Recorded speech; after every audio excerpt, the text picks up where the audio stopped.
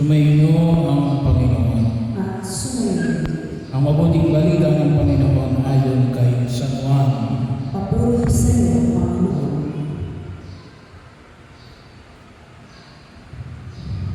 Noong panahon yung sinabi na Jesus sa mga Hudyo, ang aking may patuloy sa paggawa at gayon din ako.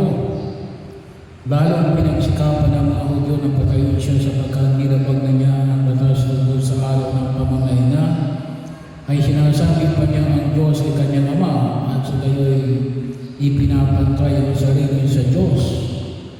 Kaya sinabi sa kanila na Jesus, dapat ninyong malaman na walang ginagawa ang anak sa kanyang sarili lamang. Ang ginagawa lamang niya ay ang nakikita niyang ginagawa ng Ama. Ang ginagawa ng Ama ay siya rin ginagawa ng anak. Sabagat minamahal ng Ama ang anak at ipinakikita sa anak ang lahat ng ginawa niya.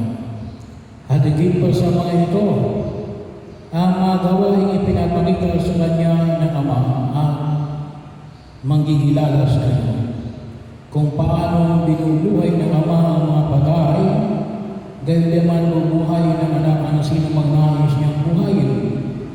Hindi humahatol kanino man ang Ama.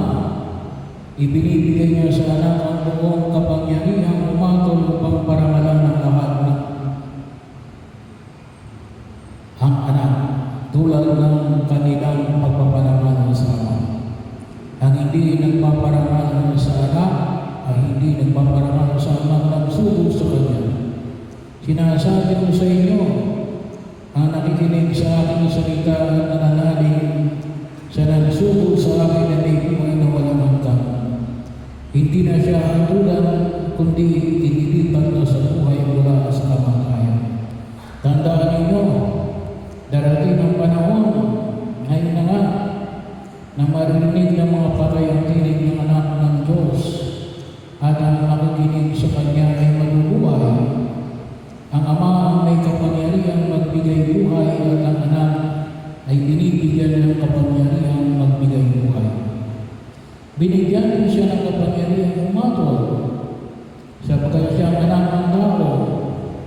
Huwag niya itong pagtakhan sa pagdami ang oras na maririnig ng mga patay. Ang kanyang tinig, sina'y muling mabubuhay at lalabas sa kinabibilangan nila. Lahat ng gumawa ng mabuti ay pagkakalooban ng buhay na walang hanggan at lahat ng masama ay parurusahan. Wala akong ginagawa sa sarili lamang. Umahatol ako ang sinabi sa aking Ama. Kaya patuloy ang hatol ko. Kundi ang sarili ko kalooban ng aking sinusunod, kundi ang kalooban ng nagsuko sa akin. Ang mabuting balita ng Panginoon. Pinupuri ka namin, Panginoon, Hesus Kristo.